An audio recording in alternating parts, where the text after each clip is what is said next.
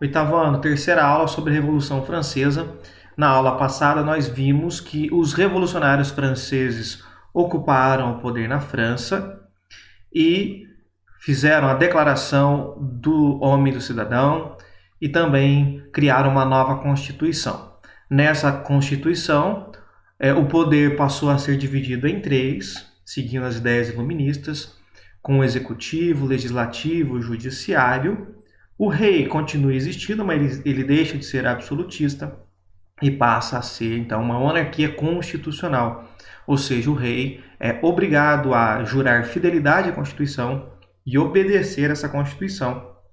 Lembrando que, a partir de agora, com a divisão dos poderes, os responsáveis em fazer a lei é o legislativo, portanto, haverá um congresso, um parlamento, e esse parlamento será formado por pessoas escolhidas pela população. Porém, tudo isso que nós vimos até agora, todo esse movimento revolucionário foi feito por membros do terceiro estado.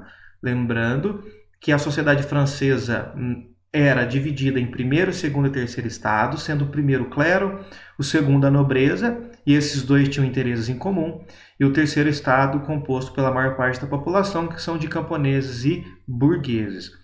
Todo esse movimento revolucionário feito até agora ocorreu apenas pelo terceiro estado. Porém, uma vez que o poder foi tomado e que fizeram uma Constituição e temos o poder legislativo, é preciso então formar uma Assembleia onde será feitas as leis que vai reger o país a partir de agora. Porém, dentro do terceiro estado, nem todos defendiam as mesmas ideias. Então, nós teremos diferentes partidos dos grupos revolucionários, ou diferentes partidos revolucionários. É o que nós vamos ver nesta aula. Vamos conhecer os partidos da Revolução. Então, vamos para os slides. Vamos lá, os partidos revolucionários. Bem, foi feita então a Assembleia, o Parlamento francês, o Congresso francês. E lá havia grupos divergentes. Então, o primeiro que nós vamos ver é o grupo chamado de girondinos. Os girondinos eram formados pela alta burguesia. Então, aqueles que viviam da exportação de produtos, então, da alta burguesia. Os girondinos eram considerados mais moderados, defendiam mudanças mais brandas, mudanças mais de longo prazo. Então, eles eram mais moderados. E defendiam o seguinte. Então, como eu disse, as mudanças sociais mais brandas, a manutenção da monarquia constitucional, ou seja, não queriam tirar o rei definitivamente, preferiam fazer como já estava. Existe o rei, mas o rei tem o poder limitado pela Constituição.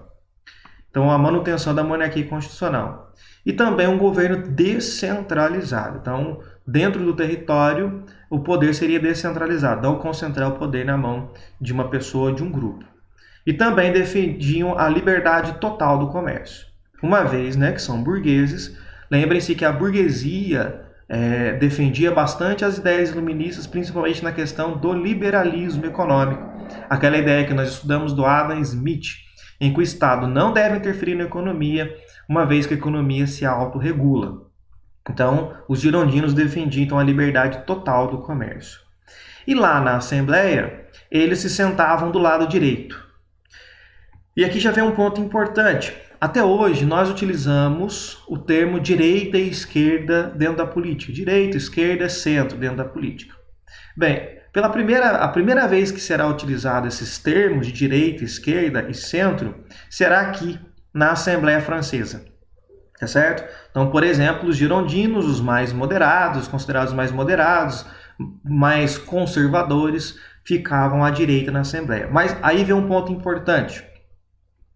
A ideia de direita e esquerda da Revolução Francesa é bem diferente das ideias de direita e esquerda que terá lá no final do século XIX e início do século XX, que será muito diferente também das ideias de direita e esquerda do final do século XX e início do século XXI, que é o que nós vivemos hoje. Então não vamos confundir a noção do que é direita, do que é centro, do que é esquerda dentro da política, ela muda e mudou muito com o tempo. tá certo? Então, o que é estabelecido como direita e esquerda hoje não é mais o que era estabelecido lá no século XX, não é mais o que era estabelecido lá na Revolução Francesa. E esse conceito, além de mudar com o tempo, ele muda de lugar para lugar. Então, a noção de direita e esquerda no Brasil não é a mesma noção de direita e esquerda, por exemplo, nos Estados Unidos ou em qualquer outro país. Tá? Então, esse conceito ele muda bastante. De qualquer forma, o que vocês precisam saber aqui, neste momento, é que essa noção de direita e esquerda nasce na Revolução Francesa. Então, com os girondinos, por exemplo, sentando do lado direito da Assembleia, por isso, então, é o grupo da direita, porque se sentava do lado direito da Assembleia.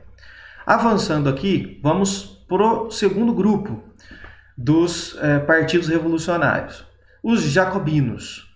Os jacobinos era formado pela baixa burguesia e trabalhadores urbanos. Baixa burguesia, diferente da alta burguesia, a alta burguesia trabalha com a exportação de produtos, pegar produto para vender para outros lugares. A baixa burguesia é aquele pequeno comerciante que vendia ali dentro da sua própria cidade para a população local, ou seja, atendia uma necessidade do mercado interno. E também os trabalhadores urbanos.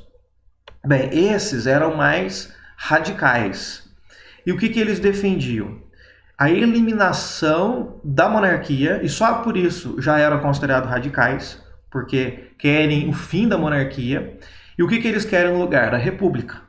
Então, um sistema republicano e não mais um sistema monárquico.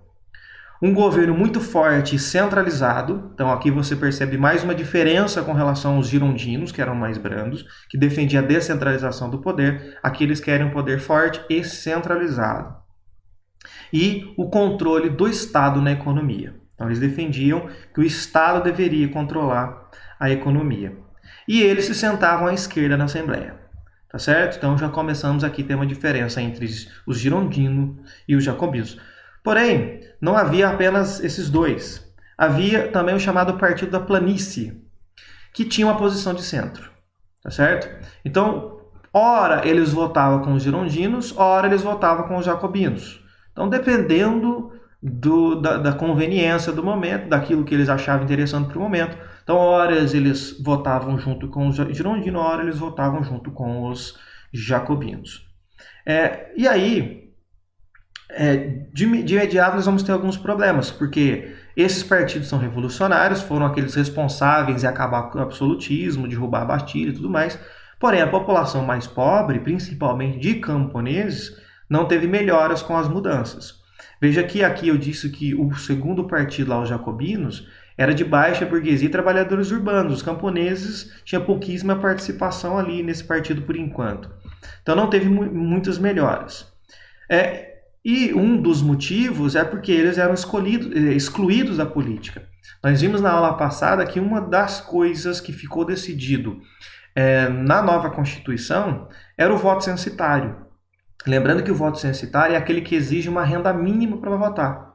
Os camponeses, como são mais pobres, eles não possuem essa renda mínima para votar. Então eles não votavam, consequentemente eram excluídos da política, não podia escolher pessoas que pudessem beneficiar o seu grupo. Então eles começaram a se organizar entre eles mesmos para exigir melhores condições. E aí formou um grupo, não chegou a ser necessariamente um partido, mas era um grupo organizado, principalmente de camponeses, e esse grupo ficou conhecido como sans-culottes.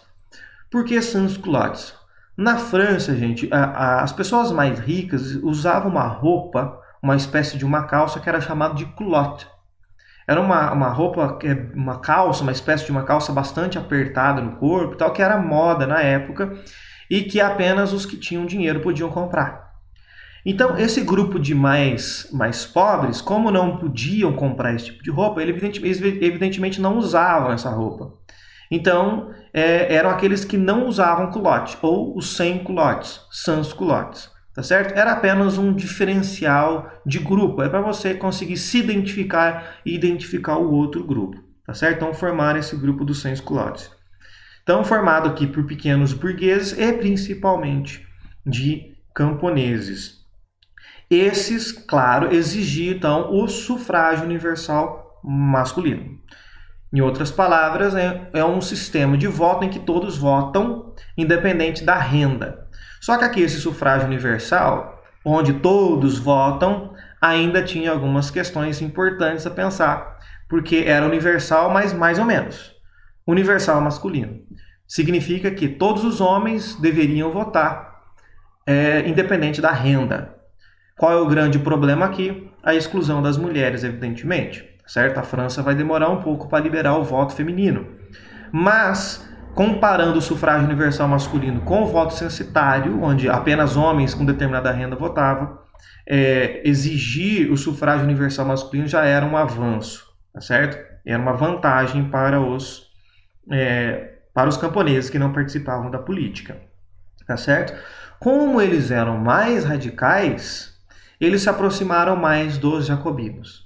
Então, era um grupo que, por conta da sua mentalidade, da sua postura, se identificavam muito mais com os jacobinos do que com os girondinos. Então, eles apoiavam mais os jacobinos. De forma que, dos partidos que compunham a Assembleia, o que vai receber maior apoio da população será os jacobinos, aqueles mais radicais que queriam a implantação da república, tá certo?